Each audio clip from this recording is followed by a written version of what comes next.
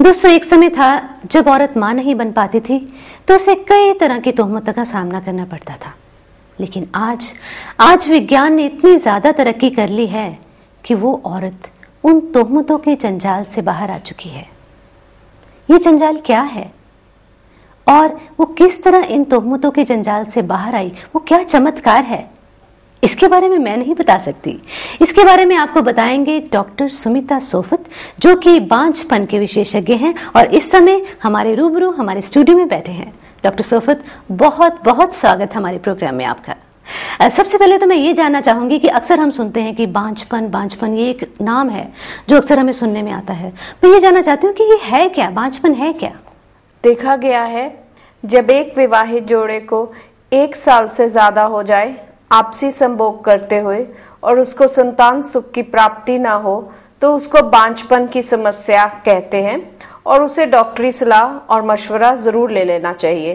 पर देखा गया है कि कई कपल्स जिनकी मैरिज लेट होती है, जिनकी एज ज्यादा हो जाती है, या लेडीज को पहले से ही कोई माहवारी की समस्या है तो उसे पहले ही डॉक्टरी सलाह जरूर ले लेनी चाहिए। डॉक्टर सोफत, जब हम बांझपन के बारे में बात करते हैं तो अक्सर ये देखा गया है कि बांझपन का जिम्मेदार अक्सर औरत को ही माना जाता है।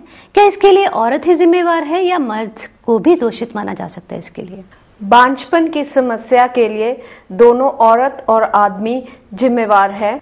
लगभग 40% बांझपन के कारण औरतों में है, 40% आदमियों में पाए जाते हैं और 20% दोनों में ही नुक्स हो सकता है। लगभग 10% जोड़े ऐसे भी हैं जिनमें कोई नुक्स नहीं है पर उनको भी बांझपन की समस्या है। डॉक्टर सुमिता, मैं ये जानना चाहती हूँ कि बांझपन के लक्षण जो औरत और मर्द में हमें नजर आते हैं, जैसे आपने बताया 40% हैं दोनों में, उसके क्या कारण हैं, इसके बारे में बताइए।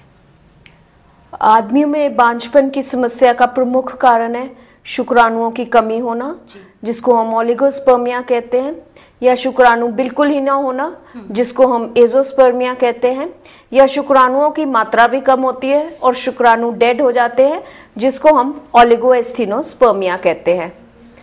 औरतों में बांझपन की समस्या का जो प्रमुख कारण है वो है ट्यूबों का बंद होना।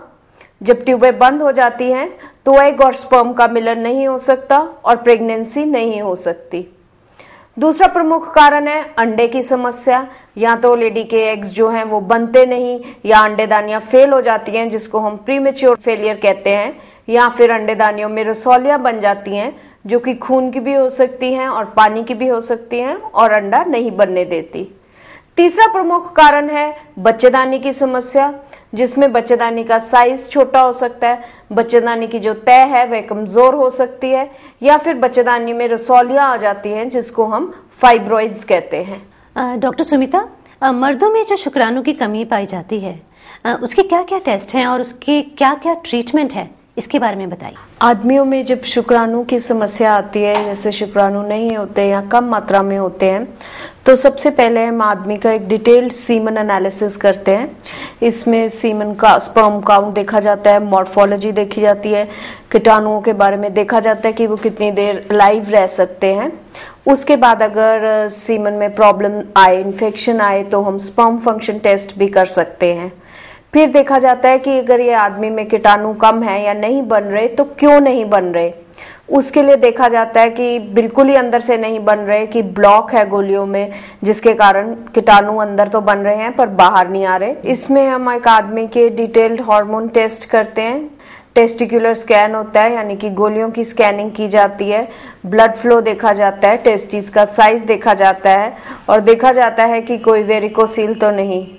उसके बाद गोलियों के अंदर से पानी लेके देखा जाता है कि कोई ब्लॉक तो नहीं, कि अंदर स्पर्म्स बन रहे हैं और ब्लॉकेट के कारण बाहर नहीं आ रहे, और अगर ये ब्लॉक है तो कहाँ पे है ये ब्लॉकेट। जिन आदमियों में शुक्राणु अंदर तो बन रहे हैं पर बाहर नहीं आ रहे, यानी कि उनके सीमन में एजोस्पर्मिया है, वो भी अपने ही सीमन से संतान सुख की प्राप्ति कर सकते हैं।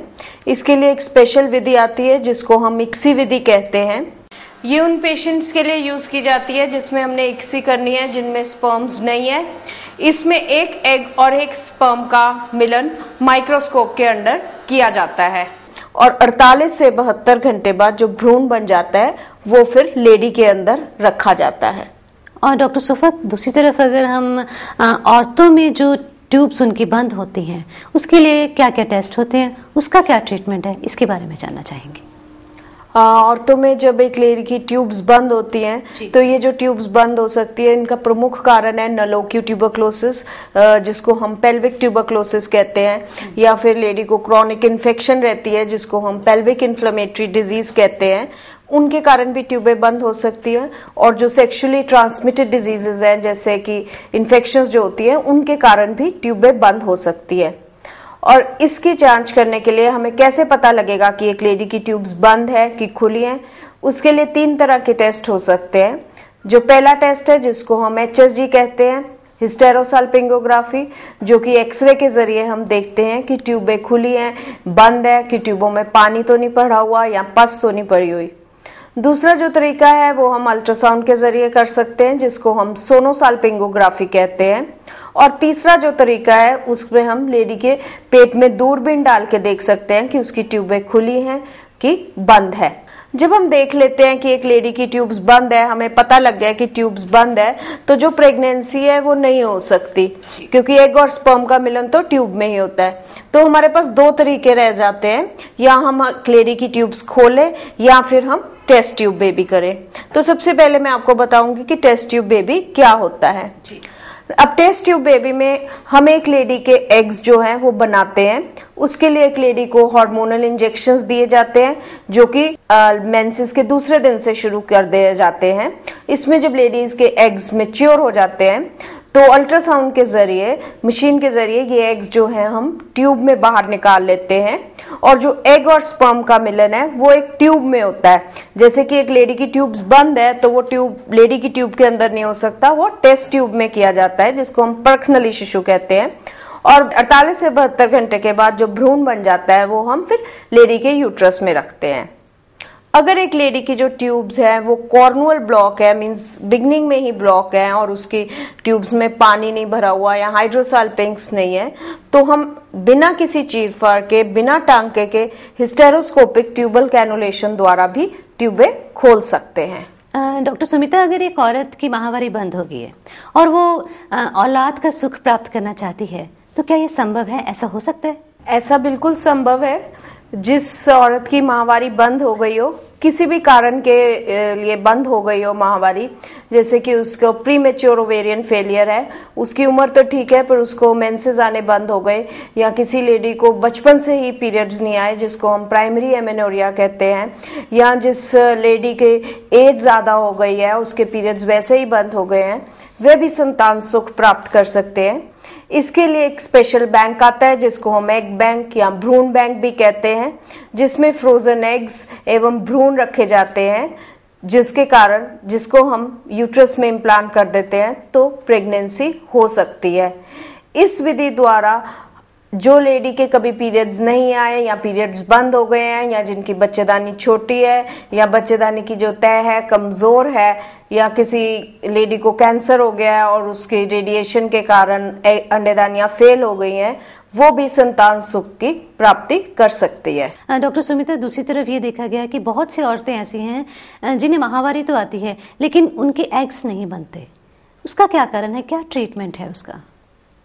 देखा गया है कि कई बार जिन लेडीज की माहवारी तो ठीक आ रही है पर उनको एग्स नहीं बन रहे, उनको हार्मोनल डिस्टर्बेंस है, उनके डिटेल्ड हार्मोन्स किए जाते हैं और फिर लेडी को हार्मोन्स के इंजेक्शंस या दवाइयां दी जाती हैं, जिनसे कि एक मैच्योर एग, अच्छा एग बनाया जाता है और फिर हस्बैंड का सीमन लेके इंजेक्ट किया जाता है।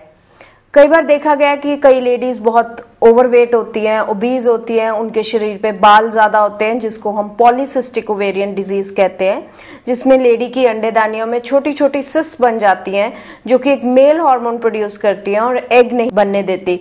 ऐसे केसेस में हम या तो लेडी को ओव्यूलेशन इंडक्शन दे सकते हैं, यानी कि एग बनने के इंजेक्शंस दे सकते हैं, या फिर पेट में दूरबीन डाल के ओवेरियन ड्रिलिंग कर सकते हैं, जो ये सिस्ट्स हैं इनको खत्म कर देते हैं ताकि लेडी के एग बन सके। डॉक्टर सुमिता, आजकल देखा गया है कि बहुत सी औरतों में उनके बच्चेदानी में रसौलियां यानी कि फाइब्रॉइड्स पाए जाते हैं, क्या ये भी एक कारण हो सकता है बांझपन का? बिल्कुल, फाइब्रॉइड्स होना बांझपन का कारण हो सकता है। इसके कारण एक लेडी को बार बार अबॉर्शंस भी हो सकते हैं। तो ऐसे केसेस में हम एक लेडी का डिटेल स्कैन करते हैं, रंगीन स्कैन भी होता है, देखा जाता है ये रसौलियों की क्या पोजीशन है, बच्चेदानी की तह से जहाँ बच्चा ग्रो करता है क्या पोजीशन है उससे, और कितनी बड़ी रसौलियां हैं, और फिर इन रसौलियों को निकाला जाता है। इसमें एक लेडी की बच्चेदानी के निकालने की जरूरत नहीं होती, जो रसौलियां हैं वो दूरबीन द्वारा निकाली जा सकती है। इसमें सिर्फ एक टांका लगता है और जो लेडी का हॉस्पिटल स्टे है वो भी काफी कम हो जाता है, और जब बच्चेदानी से रसौलियां निकाल दी जाती हैं तो लेडी प्रेग्नेंट हो सकती है। डॉक्टर सुमिता, मैं ये जानना चाहती हूँ कि ये सीमेन बैंक ये क्या है, इसके बारे में बताइए। जिन आदमियों में स्पर्म्स ही नहीं बन रहे, मतलब कि जो गोलियां हैं उनके अंदर भी स्पर्म्स नहीं बन रहे, बिल्कुल ही एजोस्पर्मिया है, कोई ब्लॉक नहीं है, उनमें हम या तो पेशेंट को हार्मोन थेरेपी देते हैं, पर अगर वो नहीं रिस्पॉन्ड कर सकते, उनके स्पर्म्स ही नहीं अंदर से बन सकते, तो ऐसे केसेस में हम सीमेन बैंक से हेल्प लेके प्रेगनेंसी कर सकते हैं। इसमें जो है फ्रोजन स्पर्म्स होते हैं जो कि सारी बीमारियों के लिए टेस्टेड होते हैं, और पेशेंट का hair colour, skin colour, blood group, height match की जाती है, और सीमेन लेके फिर यूट्रस में इंजेक्ट किया जाता है और एग के पास इंजेक्ट किया जाता है ताकि एग और स्पर्म का मिलन हो जाए और प्रेगनेंसी हो जाए। डॉक्टर सुमिता, बहुत बार ये भी देखा गया है कि औरत प्रेग्नेंट तो हो जाती है लेकिन उसका बार बार गर्भपात यानी कि अबॉर्शन होता रहता है, इसका कारण क्या है? कई बार कई लेडीज जो हैं कंसीव तो कर जाती हैं पर उनके अबॉर्शन हो जाते हैं। इसमें देखना पड़ता है कि अबॉर्शन किस टाइम पे हो रहा है, यानी कि फर्स्ट ट्राइमेस्टर अबॉर्शन है, सेकेंड ट्राइमेस्टर अबॉर्शन है, कितने वीक्स पे हो रहा है, और फिर एक लेडी की डिटेल जांच की जाती है। इसमें उसके सारे ब्लड टेस्ट किए जाते हैं, और इवन जो अबॉर्शन का मटेरियल है उसको भी टेस्टिंग के लिए भेजा जाता है, देखा जाता है कि हस्बैंड वाइफ दोनों जेनेटिकली नॉर्मल है कि नहीं है। कई बार देखा जाता है कि जो बच्चेदानी का मुंह है वो ही इतना बड़ा है कि लेडी का बच्चा जो है पूरा थैली समेत बाहर आ जाता है, जिसके लिए हमें फिर नीचे सर्वाइकल स्टिच भी लगाना पड़ सकता है।